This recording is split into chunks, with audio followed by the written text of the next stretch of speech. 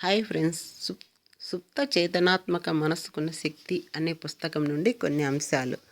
స్వయం కృషితో మనలోని రుగ్మతల్ని నయం చేయడం అనే విధానమే ఎప్పుడూ మనలోని సుప్త చేతనాశక్తుల ఉనికికి బలమైన సాక్ష్యాధారం అవుతోంది. చాలా సంవత్సరాల క్రితం నాలో ఉన్న ప్రాణాంతకమైన జబ్బును నాకు నేనే సుప్త చేతనాశక్తిని ఉపయోగిస్తూ నయం చేసుకోగలిగాను. మన అందరిలో సుప్త చేతనలోని అంతులేని నయం చేసే శక్తిని ఇతరులు కూడా విశ్వసిస్తారనే నమ్మకం నాకుంది అని జోసెఫ్ మర్ఫీ తన సుప్త చేతనాత్మకమైన మనసుకున్న శక్తి అనే పుస్తకంలో రాశారు. సుప్త చేతనాత్మక మనస్సు అంటే అన్కాన్షియస్ మైండ్. అన్కాన్షియస్ మైండ్కి చాలా పవర్ ఉంటుంది.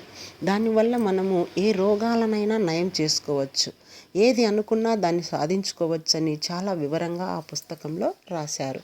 దీని ద్వారా ఇద్దరు వ్యక్తులు ఎలా వాళ్ళ జబ్బుని నయం చేసుకున్నారో తెలుసుకుందాం. మనస్తత్వ శాస్త్రజ్ఞుడైన నా స్నేహితుడొకడు రోగ నిర్ధారణలో ఒక ముఖ్యమైన అవయవంలో జీవకరణ పరీక్ష చేశాక అందులో క్యాన్సర్ కణాలు కనిపించాయని నాకు చెప్పాడు. ఆ డాక్టర్ బాధాకరము ప్రమాదకరము అయిన చికిత్సని సూచించారు. దీనికి అంగీకరించే ముందు నా స్నేహితుడు మరో పద్ధతిని ఉపయోగించి చూశాడు. ప్రతి రాత్రి నిద్రపోయే ముందు ప్రశాంతంగా తనకు తాను ఇలా అనుకునేవాడు: ప్రతి కణము, ప్రతి నరము, కణజాలము, అవయవము ఇప్పుడు ఎటువంటి దోషము లేకుండా సంపూర్ణంగా ఆదర్శంగా తయారవుతుంది. నా శరీరం అంతటా ఆరోగ్యం, సామరస్యం మళ్ళీ చోటు చేసుకుంటున్నాయి. దాదాపు 1 నెల రోజుల్లో చికిత్స పూర్తయింది. ఆ తర్వాత చేసిన పరీక్షల్లో క్యాన్సర్ కణాలు అతడి శరీరంలో మరింకా మిగలలేదని తెలిసింది. అది విని నేను చాలా ఆశ్చర్యపోయాను. కానీ నాలో జిజ్ఞాస తలెత్తింది. నిద్రపోయే ముందు తను అలా ఎందుకు అనుకునేవారని అతనిని అడిగాను. ఒకసారి దానిని ఒక దిశగా పనిచేసేటట్టు మళ్ళిస్తే నిద్రపోయేటప్పుడు కూడా మన సుప్తచేతన పని చేస్తూనే ఉంటుంది. అందుకే నిద్రపోయే ముందు మీరు మీ సుప్తచేతనకి లాభదాయకమైన పని ఏదైనా అప్పజెప్పటం మంచిది అని అన్నాడు. ఇది చాలా తెలివైన జవాబు. ఇంకో విషయం గమనించండి. సామరస్యం, సంపూర్ణ ఆరోగ్యం గురించి ఆలోచించేటప్పుడు ఒక్కసారి కూడా అతడు తన రోగం పేరెత్తలేదు. మీరు నా ఆరోగ్యం గురించి మాట్లాడడం, మీరు మీ అనారోగ్యం గురించి మాట్లాడడం పూర్తిగా మానేయండి. లేదా ఆ రోగం పేరు చెప్పకండి. ముఖ్యంగా నిద్రపోవడానికి కొన్ని గంటల ముందు ఈ విషయం నేను మీకు గట్టిగా సలహా ఇస్తున్నాను. రోగానికి జీవం అందించే ఒకే ఒక వనరు మీకు దానిపైన ధ్యాస ఉంచటం, దాన్ని చూసి భయపడటం. పైన చెప్పిన మనస్తత్వ శాస్త్రజ్ఞుడిలా మీరు కూడా మానసికమైన సర్జన్గా మారండి. అప్పుడు ఎండిపోయిన కొమ్మలు చెట్టు నుంచి రాలిపోయినట్టు మీ రోగాలు తొలగిపోతాయి. దీనికి విరుద్ధంగా మీరు నిరంతరం మీ బాధ, రోగ లక్షణాల గురించి మాట్లాడుతూ చర్చిస్తూ ఉంటే మీరు వాటి శక్తిని మరింత పెంచిన వారవుతారు. మీ సుప్త చేతనలోని ఉపశమన శక్తికి క్రియాశీలం చేసే గతిశీల క్రియని మీరు అడ్డుకుంటారు. అంతేకాదు, మీ మనసు తాలూకు నియమాన్ని అనుసరించి కల్పనకి ఆకారం ఏర్పడి నేను భయపడ్డట్టే జరిగింది అన్నట్టు అవుతుంది.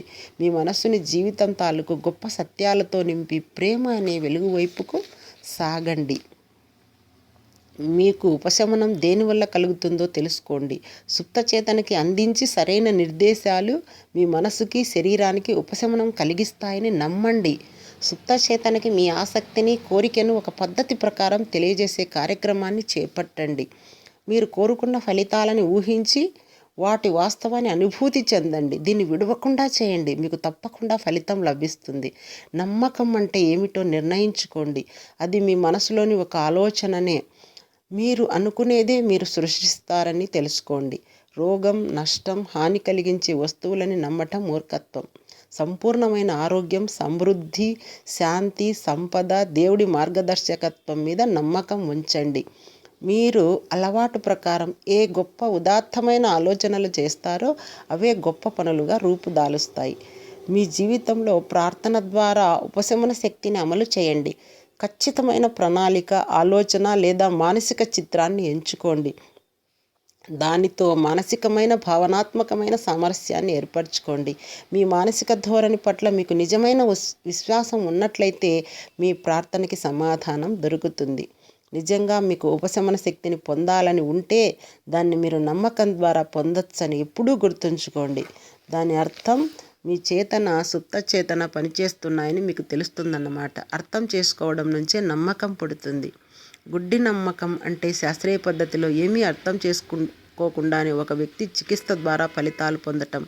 వాళ్ళకి ఆ చికిత్స వెనుక ఉన్న శాస్త్రీయమైన శక్తుల గురించి, ప్రభావాల గురించి ఏమాత్రం అవగాహన ఉండదు. రోగంతో బాధపడుతున్న మీ ఆత్మీయుల కోసం ప్రార్థించడం నేర్చుకోండి.